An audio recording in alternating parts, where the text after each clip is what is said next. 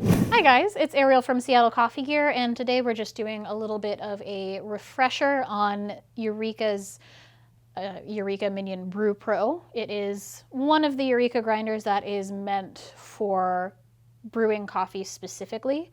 So this is going to be great for your pour overs, drip, Chemex. It's okay on French press. I find that at the coarser settings, particularly French press, it does become more inconsistent, but it's great for pretty much everything else. It is a single rotation grinder, so the larger the number, the coarser your grind is going to be. It has a grind by time feature here. It has a very similar interface to the Eureka Specialita. So this is going to be for 2 cups, if you will, and the other one is going to be for 1 cup. So depending on the setting that you have it on, it's going to grind for a shorter period of time. So we're going to just keep it on the 2 cup setting just to keep things simple. It now comes with these really nice smoke colored accessories. So we have a smoke colored hopper and a smoke colored grounds catcher, I guess you could call it.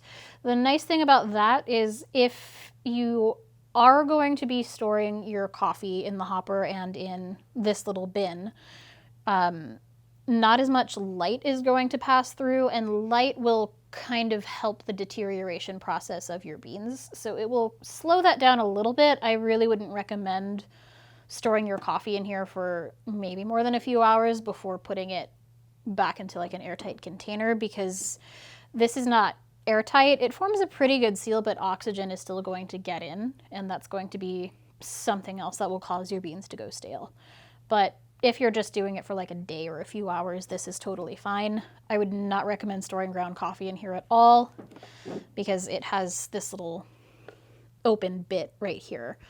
So you're going to want to use whatever you put into here immediately, because ground coffee deteriorates a lot faster than whole bean.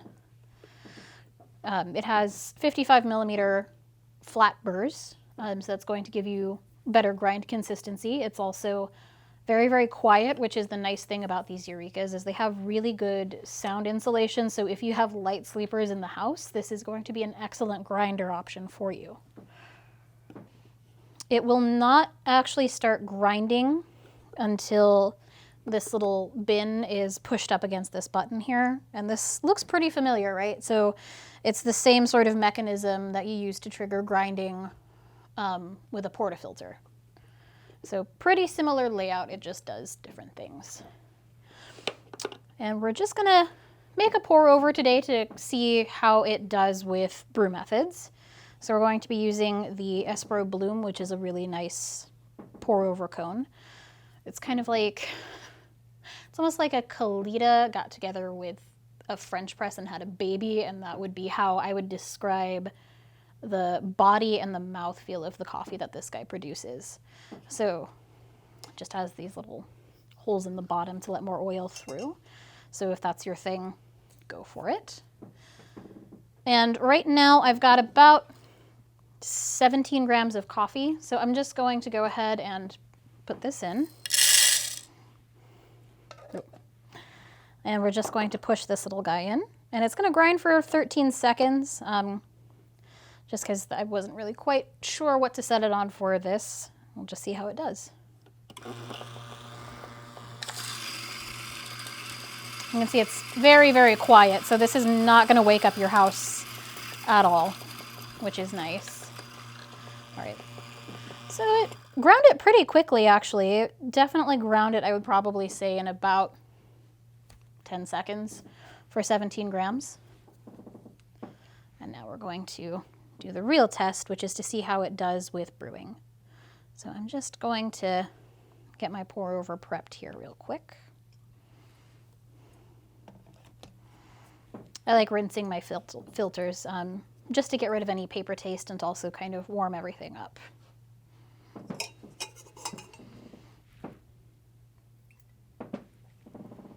Okay. All right, yep, and it's at a pretty good grind consistency. I have it set to a 5. which is good for pour over. It's more of a medium fine grind, if you will. Okay.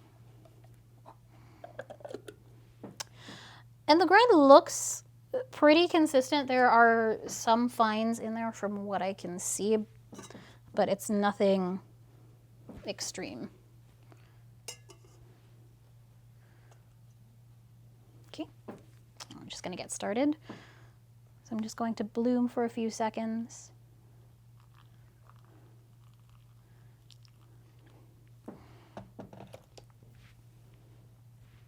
So I'm going to let it bloom for 30 seconds, and then I'm going to go back in, do a big pour, let it draw down, and then finish up.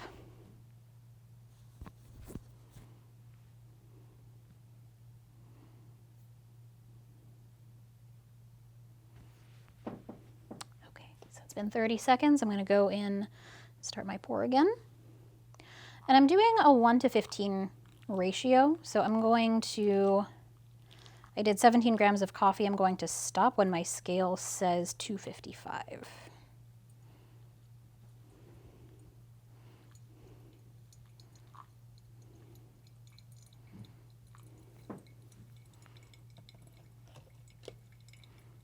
And this does brew pretty quickly.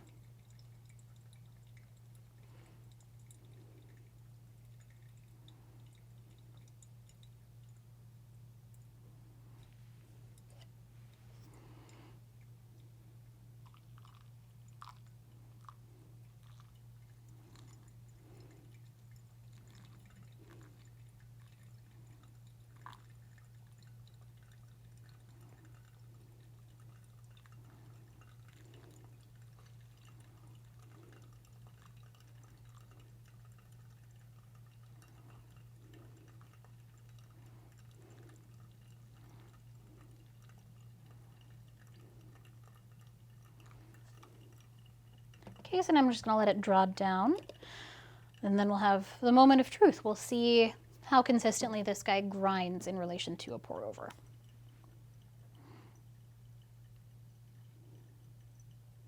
And it's got a pretty good drawdown time, so I'm optimistic about the grind size, because this is a pretty small pour over that we're making, and you can tell it's going to finish drawing down in about, I believe, 2 minutes, 20 seconds, which is just enough for a pour over of this size. Just over 2 cups of coffee. And by 2 cups, I mean this is going to be an 8-ounce pour over.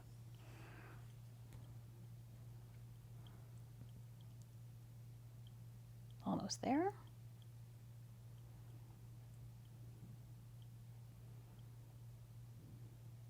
Okay, it's been about 240, so I was over by 10 seconds. Okay. And basically the way I'm going to judge the grinder is how the coffee tastes, and we're using Batdorf and Bronson's Sumatra Mandeling. It's a more savory coffee, so it has tasting notes of truffle, cedar, and clove. Okay, just give this a little swirl just to incorporate any oils in here.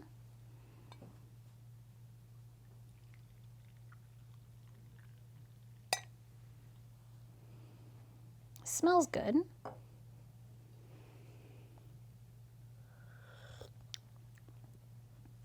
Okay, yep. I can definitely taste it. I can definitely taste the truffle.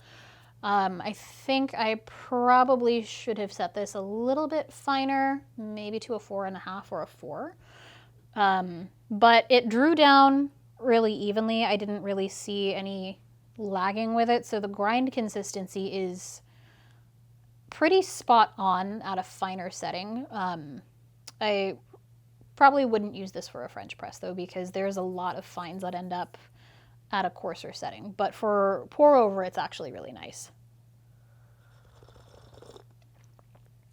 And it's also pretty simple to clean. It has, actually I think we're going to, I'm not going to talk about cleaning it. Okay. But anyway, thank you for joining me. Don't forget to hit like and subscribe. Leave a comment below. We'll see you next time. Cheers, guys.